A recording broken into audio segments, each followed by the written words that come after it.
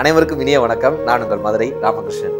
இந்த வாழ்க்கையை வாசிப்பின் மூலமாக, நேசிப்பதன் மூலமாக, ஒன்றின் மீது வைக்கக்கூடிய ஒரு நம்பிக்கையின் மூலமாக இந்த நாளை இனிய நாளாக மாற்றிவிட மாட்டோமா, இந்த நாளில் ஒரு உற்சாகத்தை நாம் கடைபிடித்து விட மாட்டோமா என்கிற மிகப்பெரிய முயற்சி தான் இந்த நிகழ்ச்சியினுடைய மாபெரும் நோக்கம். அது என்ன சார்? நம்பிக்கை வைத்து விட மாட்டோமா சார்? சமீபத்தில் மணிகண்டன், குடும்பஸ்தன் படத்தில் நினைச்சார்ல மணிகண்டன், அவர் சொல்றாரு, நான் காலையில எந்திரிச்ச உடனே குளிச்சு முடிச்சுட்டு தலையெல்லாம் தொடச்சிட்டு ஆஸ்கார் விருது வாங்கினா நான் என்ன பேசுவேன், ஆஸ்கார் விருது வாங்கும் போது நான் என்ன பேசுவேன், இதை நான் பயிற்சி பண்ணி பார்ப்பேன்னு ஒரு பேட்டியில சொல்றாரு சார். ஆஸ்கார் விருது வாங்கும்போது good evening to all or good morning to ஆல்னு ஆரம்பிச்சு கடைசி அந்த எண்டு வரைக்கும் நான் என்ன பேசணும்னு நான் பயிற்சி பண்ணி பார்ப்பேன். அது நடக்குது, நடக்காம போகுது. 10 வருஷமா நான் இந்த பயிற்சியை பண்றேன், அதுதான் இந்த இடத்துக்கு கொண்டு வந்து நிப்பாட்டுதுன்ற. அது நடக்குது, நடக்காம போகுது. ஆஸ்கார் விருது வாங்குறோம், வாங்காம போறோம். ஆனா நான் வாங்குவேன்ற ஒரு நம்பிக்கை எனக்கு இருக்குங்கன்னு இன்னைக்கு சொல்றாரு. வாங்குவேன்ற ஒரு நம்பிக்கை, அவர் கனவு கண்டிப்பான முறையில் நிறைவேறட்டும், அதற்கு வாழ்த்துக்கள். ஆனா அந்த நம்பிக்கை இருக்குல்ல, அதுதான் ஒரு மனிதனை நகர்த்தி செல்கிறது. உண்மையை விட இப்படியான ஒரு நம்பிக்கை இருக்குல்ல, அது நடக்கிறது, நடக்காம போகுது, ஆனாலும் கூட நான் நம்புறேங்கன்ற ஒரு நம்பிக்கை இருக்குல்ல, வாழ்க்கையில் அது மிகப்பெரிய ஒரு உயரத்தை நமக்கு கொடுக்குங்க. அது ஒரு ஹோப்பை கொடுக்கும், நமக்கு ஒரு பிடிமானத்தை கொடுக்கும். தென்கட்சி ஐயா ஒரு சம்பவம் சொல்றாரு. அவங்க ஊர்ல பெரிய மருத்துவமனைலாம் கிடையாது. யாருக்காவது தேள் கடிச்சிச்சுன்னா இவங்க மாமா கிட்ட தான் போவாங்களாம். தென்கட்சி சாமிநாதன் ஐயாவுடைய மாமா கிட்ட தான் போவாங்களாம். அவர் வந்து தேள்கடி மருத்துவர்னு ஒரு பேர், தேள்கடி மருத்துவர். என்ன பண்ணுவார்னா, ஒரு வெத்தலையை எடுத்துட்டு வர சொல்லி உள்ளர போய் ஏதோ மருந்து எடுத்துட்டு வந்து வச்சு வெத்தலையில வச்சு கொடுப்பாராம். இவங்க வெத்தலையை சாப்பிட்ட உடனே தேள்கடி அப்படி அந்த மருந்து வந்து உள்ளர போய் வேலை செஞ்சு அந்த தேள்கடி வந்து கொஞ்சம் குணமாகி ஒரு 3 நாள்ல சரியா போயிடுமா. அந்த வெத்தலையில வந்து மருந்து வச்சு கொடுப்பாரு. இப்ப ஒரு நாள் இவர் என்ன பண்றாரு, தென்கட்சி ஐயா என்ன பண்றாரு, அப்ப அவர் சின்னவராக இருந்தவர், அவர் என்ன பண்றாரு, இவங்க மாமா என்ன மருந்து எடுக்கிறாரு அப்படின்னு பாக்குறதுக்காக அந்த மாமாவுக்கு தெரியாம பின்னாடி போய் அவர் போய் போய் போய் போய் பார்த்தா, அவன் மாமா என்ன தெரியுமா பண்றாரு, கோழி எச்சம் இருக்கு பாருங்க, இந்த கோழி எச்சத்தை வெத்தலையில வச்சு எல்லாருக்கும் கொடுத்துடுறாரு. இதை பார்த்த உடனே தென்கட்சி ஐயாவுக்கு இதைத்தான் நீங்க பண்றீங்களா அப்படின்னு தெரிஞ்சு போகுது. ஆனா இந்த கோழி எச்சம் எப்படி சார் மற்றவங்களை குணப்படுத்துது?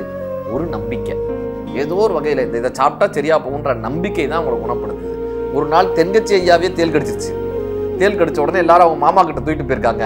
இப்போ அவங்க மாமா வந்து வெத்தலை வாங்கிட்டு உடனே இருக்காரு. ஐயையோ எனக்கு வேணாம், நீ என்ன மருந்து கொடுப்பாரு எனக்கு தெரியும், கோழி எச்சத்தை தானே கொடுக்குறேன்னு இவர் எல்லாரும் முன்னாடி கேட்க, இப்போ அந்த மாமாவுக்கே தேள் கடித்தது போல் இருந்ததுன்னு அந்த கட்டுரையை முடிச்சிருப்பாரு. இப்போ அந்த கோழி எச்ச மருந்து குணப்படுத்தலைங்க, ஆனால் ஒரு நம்பிக்கை இருக்குல்ல, கண்டிப்பான முறையில் இந்த மருந்து நம்ம குணப்படுத்திடுன்னு ஒரு நம்பிக்கை இருக்குல்ல, இந்த நம்பிக்கை ஏதோ ஒரு வகையில் நம் மனதை குணப்படுத்துது. அதே மாதிரி சொல்றாரு, ஒரு தடவை குற்றாலத்துல மனநலம் பாதிக்கப்பட்டிருப்பாங்க, அவங்களுக்குலாம் அங்கே ட்ரீட்மெண்ட் கொடுப்பாங்க, மனநல மருத்துவமனை அங்கே இருந்து. அவங்க கிட்ட போய் பேட்டி எடுக்கிறதுக்காக போயிருக்காரு. அங்கே ஒரு டாக்டரை உட்கார வச்சு பேட்டி எடுத்திருக்காங்க.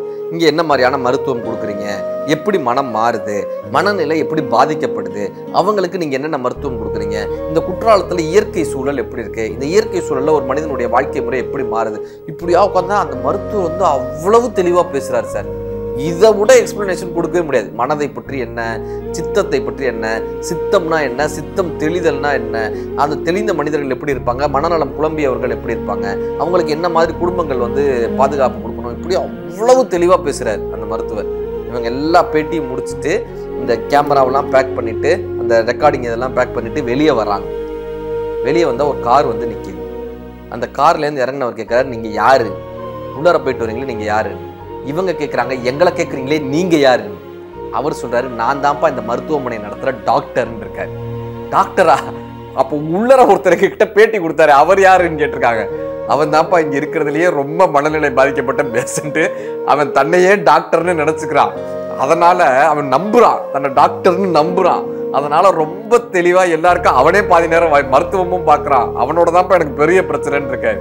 இப்போ தென்கட்சி ஐயா சொல்றாரு, இவர் தான் டாக்டர்ன்றதை நான் எப்படி நம்புறது, இங்க டாக்டர் யாரு நோயாளி யாருன்னே தெரியலையே அப்படின்னா. என்ன விஷயம்னா சார், நம்புறதுன்னு ஒரு விஷயம் இருக்குல்ல, ஒரு மனநோயாளி தன்னை டாக்டர்னு நம்பும் போது அதை முழுமையாக அவன் செயல்படுத்துறான்னு அந்த டாக்டர் சொன்னாராம். இந்த நம்பிக்கை தான் ஏதோ ஒரு வகையில நம்ம வாழ்க்கையை வழி நடத்தி செல்கிறது. நம்ம ஜெயிச்சிடுவோம்னு நம்பும் போது, நம்ம இதில் சாதிச்சிருவோம்னு நம்பும் போது, நம்ம எல்லோரும் அங்கீகரிப்பாங்கன்னு நம்பும் போது, நம்ம தொழிலில் வென்றுவோம்னு நம்பும் போது, குடும்பத்தில் மகிழ்ச்சி வந்துரும்னு நம்பும் போது, இந்த பிரச்சனை தீந்துரும்னு நம்பும் போது, இந்த நம்பிக்கை வாழ்க்கையை மிகப்பெரிய வெற்றியை அடையிறதுக்கான உதவியாக இருக்கும் சார். அதாவது இது ஒரு பொய்யான நம்பிக்கை தான், ஆனால் பிரச்சனையை தரக்கூடிய உண்மையை விட இந்த பொய்யான நம்பிக்கைகள் வாழ்க்கையில ரொம்ப ரொம்ப நல்லதுன்னு சொல்லலாம் சார். ஒரு நாட்டுக்கு ஒரு ஒற்றன் வரான். இந்த ஒற்றன் என்ன சொல்றான்னா, நீங்க இதெல்லாம் பண்ணலைன்னா எங்க நாட்டு அரசர் உங்க நாட்டின் மீது போர் தொடுப்பாங்க, எங்க நாட்டின் அரசர் வந்து உங்களை இது பண்ணுவாங்க. அந்த ஒற்றன் வந்து இந்த செய்தியை சொல்ல வரான். இந்த அரசர் என்ன பண்றாரு, அந்த ஒற்றனுக்கு மரண தண்டனை கொடுத்துடுறாரு. மரண தண்டனை கொடுத்த உடனே அந்த ஒற்றனுக்கு கோவம் வந்து அவன் ஊர் பாஷையில அந்த அரசரை திட்டிடுறான். அரசரை திட்டுறான். அந்த ஊர் பாஷையில, அவங்க நாட்டு பாஷையில அரசரை திட்டிடுறான். இப்ப அங்க இருக்கக்கூடிய அமைச்சர்கள் கிட்ட அரசர் கேட்கிறாரு, அவன் என்ன சொல்றான், ஏதோ சொல்றானே, அவன் என்ன சொல்றான். அமைச்சர் கிட்டக்க வந்து சொல்றாரு, மன்னா நீங்க ரொம்ப நல்லவன்னு சொல்றான், எதிரி நாட்டு மன்னனை விட நீங்க நல்லா ஆட்சி பண்றீங்கன்னு சொல்றான், இங்க இருக்கக்கூடிய மக்கள்லாம் தன்மையான மக்கள்னு சொல்றான், எல்லாரும் கருணையோட இருக்காங்க, மக்கள்லாம் கருணையோட இருக்காங்களே, அரசர் அப்ப எவ்வளவு பெரிய கருணையோட இருப்பாரு, நீங்க நல்லா இருக்கணும்னு உங்களை வாழ்த்துறான், உங்களை சந்தோஷப்படுத்துறான், கருணை கொண்டு அவனை மன்னிச்சு விட்டுருங்க அப்படின்னு இந்த அமைச்சர் சொல்றாரு. அந்த அரசரும் என்ன பண்ணாரு, அவனை மன்னிச்சு விட்டாரு. அவன் நாட்டுக்கு ஓடி போயிட்டான். இப்ப இந்த அமைச்சருக்கு எதிரிங்க இருப்பாங்கல்ல, அதே சபையில எதிரிங்க இருப்பானுங்கல்ல, அவங்க வந்து ராஜா கிட்ட சொல்றாங்க, ராஜா அந்த அமைச்சர் உங்களை குழப்பி விட்டாரு, அவன் உங்களை திட்டுனா, அவங்க நாட்டு பாஷையில திட்டுனா, ஆனா அமைச்சர் வந்து உங்களை வாழ்த்துனதா சொல்லி அவனை காப்பாத்தி விட்டாரு.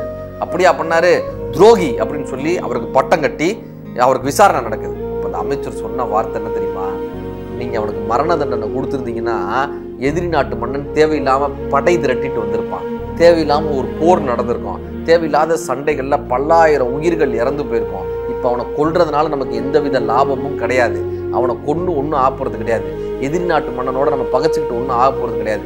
தேவையில்லாமல் ஒரு பகையை தவிர்ப்பதற்கும், தேவையில்லாமல் ஒரு போரை தவிர்ப்பதற்கும், தேவையில்லாமல் ஒரு 10,000 பேர் உயிர்களை கொள்வதை தடுப்பதற்கும் பொய் மேலானது என்று தோன்றியது. அதனால் பிரச்சனையை கொடுக்கக்கூடிய உண்மையை விட சமாதானத்தை கொடுக்கக்கூடிய பொய் மேலானது என்று தோன்றிய காரணத்தினால் நான் அந்த பொய்யை சொன்னேன்னு அந்த அமைச்சர் சொல்றாரு. இந்த ராஜாவுக்கும் இது சரின்னு பட்டு அந்த அமைச்சரை விடுதலை பண்ணாருன்னு ஒரு கதை வரும்.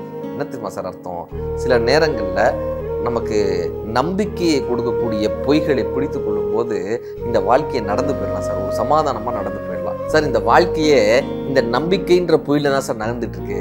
நம்ம நாளை காலையில எந்திரிப்போமான்னு தெரியாது, ஆனா 7 மணிக்கு அலாரம் வைக்கிறோம்ல, 7 மணிக்கு என்ன அர்த்தம், நம்ம வாழ்க்கையில எந்திரிச்சிருவோன்ற நம்புறோம்ல. ஒரு 3 மாசத்துக்கு ட்ரெயின் டிக்கெட் வந்து 3 மாசத்துக்கு முன்னாடியே புக் பண்ணி வைக்கிறோமே, 3 மாசம் கழிச்சு நம்ம உயிரோட இருப்போமான்னு நமக்கே தெரியாது சார். அதை கூட விடுங்க சார், 20 வருஷத்துக்கு லோன் போட்டு நமக்கு ஒரு பேங்க் கடன் கொடுக்குறானே, 20 வருஷம் நம்ம உயிரோட இருப்போமான்னு நமக்கு தெரியவே தெரியாது, அல்ல அந்த கடனை அடைப்போமான்னு தெரியவே தெரியாது. இந்த வாழ்க்கையே பொய்யான நம்பிக்கையில் தான் நகர்ந்து செல்கிறது. ஏதோ ஒரு வகையில் ஒன்றை நம்புங்கள், அது அழகானதாக இருக்கும். பத்மா சுப்பிரமணியம் நம்ம ஒரு நடன மேடை ஆடுறாங்க, கிருஷ்ணர் இருக்கிறதா கிருஷ்ணர் இருக்கிறதா பாவனை பண்றாங்க. பாவனை பண்ணி அந்த குழந்தைய தூங்க வைக்கிறதுக்காக போராடுறாங்க. அவன் இங்கேயும் அங்கேயும் ஓடுறதாக உங்க ஒருத்தகம் மட்டும் நடிச்சு காட்டுறாங்க சார். ஒரு கட்டத்துல அந்த குழந்தைய தூங்க வச்சுட்டதா, தூளில போட்டு தூங்க வச்சுட்டதா அந்த மன நிறைவடைவாங்க. எல்லாரும் கைதட்டின உடனே கைதட்டாதீங்க குழந்தை எந்திரிச்சிருவான்னு. அந்த வீடியோவை பார்க்கும்போது அவ்வளோ ஆச்சரியமா இருந்துச்சு. குழந்தை எந்திரிச்சிருவாங்க, கைதட்டாதீங்க, உடனே எல்லாரும் நிப்பாட்டிடுவாங்க. அந்த ஒரு பாவனை, அந்த வாழ்க்கையில ஜெயிச்சிருவோன்ற ஒரு நம்பிக்கை, ஒரு பொய்யான நம்பிக்கையாக இருந்தாலும் பரவாயில்லை, நீங்கள் உங்களை பாவனை செய்து கொள்ளுங்கள். இந்த வாழ்க்கையில் வெற்றியாளராக உங்களை நீங்கள் வடிவமைத்துக் கொள்ளுங்கள். இந்த வாழ்க்கை